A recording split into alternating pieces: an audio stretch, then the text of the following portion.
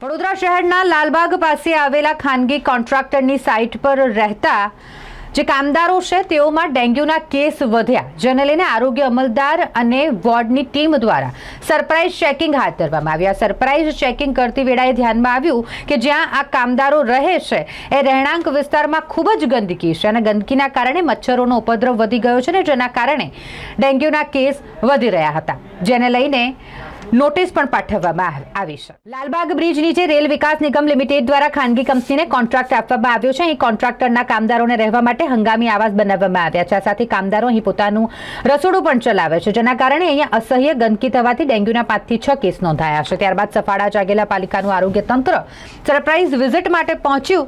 આરોગ્ય અમલદાર ડોક્ટર દેવેશ પટેલ સહિત પાલિકાના વોર્ડ ઓફિસનો સ્ટાફ પહોંચ્યો, ચેકિંગ કરાયું, જ્યાં નરકાગાર જેવી સ્થિતિમાં કામદારો રહેતા હોવાનું જણાઈ આવ્યું। રસોડાથી લઈને જાહેર સ્નાનાગાર સહિત આવાસના છાપરા પર પણ કચરાનો ઢગલો જોવા મળ્યો।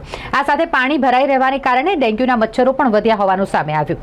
વિઝિટ કર્યા બાદ આરોગ્ય અમલદાર ડોક્ટર દેવેશ પટેલે જણાવ્યું કે અહીંયા વારંવાર વોર્ડ કચેરી દ્વારા ગંદકી નહીં કરવા માટે નોટિસ આપવામાં આવી છે, તેમ છતાં ઇજારદાર દ્વારા કામદારોના રહેણાંક વિસ્તારમાં સફાઈનું ધ્યાન રાખવામાં નથી આવતું, જેના કારણે ડેન્ગ્યુના કેસોમાં સતત વધારો થઈ રહ્યો છે। ત્યારે આ અંગે અંતિમ નોટિસ આપવાની કાર્યવાહી કરવામાં આવશે। ત્યારબાદ પણ સ્વચ્છતાને પ્રાથમિકતા નહીં આપવામાં આવે તો પરિસરને સીલ કરવાની કામગીરી કરાશે। પીએસટી કોલોની છે, આરવીએનએલ દ્વારા એમને કોન્ટ્રાક્ટ આપવામાં આવ્યો છે અને અહીંયા રેલવેની કામગીરી ચાલવાની છે, જે લગભગ સતત 4-5 વર્ષ સુધી ચાલવાની છે। છેલ્લા 1 મહિનાની અંદર અમને 5-6 ડેન્ગ્યુના કેસીસ જોવા મળ્યા છે, એટલે સુધારાત્મક અમે નોટિસો પણ 7-4 થી લઈને અત્યાર સુધીમાં 4 વખત આપી છે અને હજી એમાં સુધારો કરવાની જરૂરિયાત છે।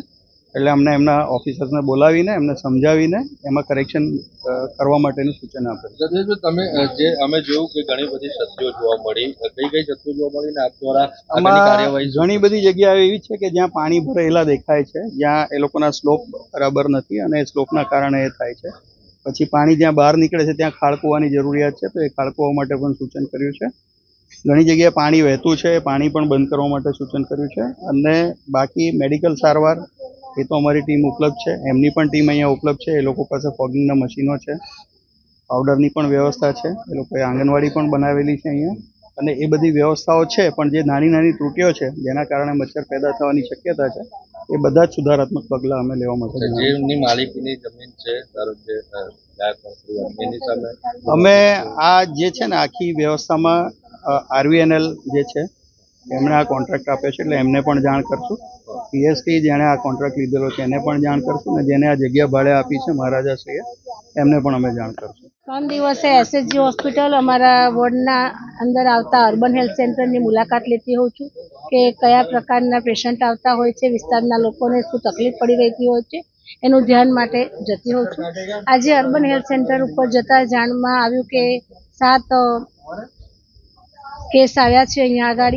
એના માટે તરત જ બોલાવ્યા અધિકારીઓને કે ભાઈ ડેન્ગ્યુના આટલા બધા કેસ, જ્યારથી 2 કેસ આવ્યા ત્યારથી કોર્પોરેશને પણ અહીંયા આગળ વારંવાર નોટિસ આપી છે, અમારા વોર્ડ ઓફિસરે પણ અહીંયા આગળ એ લોકોને નોટિસ આપી છે, છતાં પણ ખૂબ ગંદકી એ લોકો રાખી રહ્યા છે અને જ્યાં ને ત્યાં પાણી ભરાઈ રહેવાથી અહીંયા ડેન્ગ્યુ થયા છે। આ લોકો ખાલી અહીંયા રહેવા માટે આવે છે, કામ કરવા બીજે જાય છે, આવે છે યુપી બિહાર બાજુથી, એટલે આ વિસ્તારના લોકો નથી, કંઈ નથી ને છતાં પણ આ વોર્ડ નંબર 13માં આટલા ડેન્ગ્યુના કેસ, એટલે એવો મેસેજ આવતા તરત જ હોસ્પિટલની મુલાકાત લીધી અને તરત જ આરોગ્ય અમલદારને અહીંયા આગળ બોલાવી અને સ્થળ વિઝિટ કરાવી। શું સામે આવ્યું છે અત્યારે, શું અહીંયા પરિસ્થિતિ આપણે જોયું છે?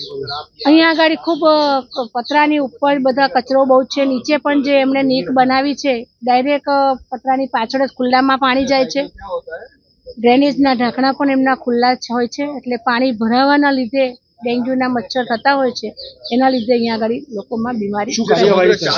સમગ્ર ચાલ છે તેમાં નાની નાની ઓરડીઓ બનાવવામાં આવી છે, એ ઓરડીઓમાં જો ન કરે નારાયણને કોઈ ઘટના ઘટે તેનો જવાબદાર કોણ રહેશે, એમાં એ અંગે કોઈ સૂચના આપવામાં આવી?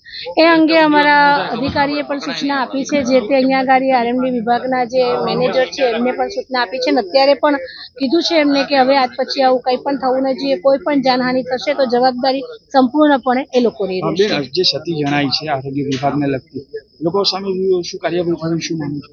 આરોગ્ય વિભાગ એક્શનમાં જ છે, હંમેશા લગભગ 5-6 વખત આરોગ્યમાંથી અહીંયા આગળ એ લોકોને નોટિસ આપવામાં આવી છે। અમારા આરોગ્ય અમલદાર પણ અહીંયા આગળ વારંવાર વિઝિટ કરતા હોય છે, પણ આજે પછી દેવેશભાઈને પણ બોલાવ્યા અને આજે અધિકારી સાથે અહીંયા આગળ સ્થળ વિઝિટ કરેલી છે।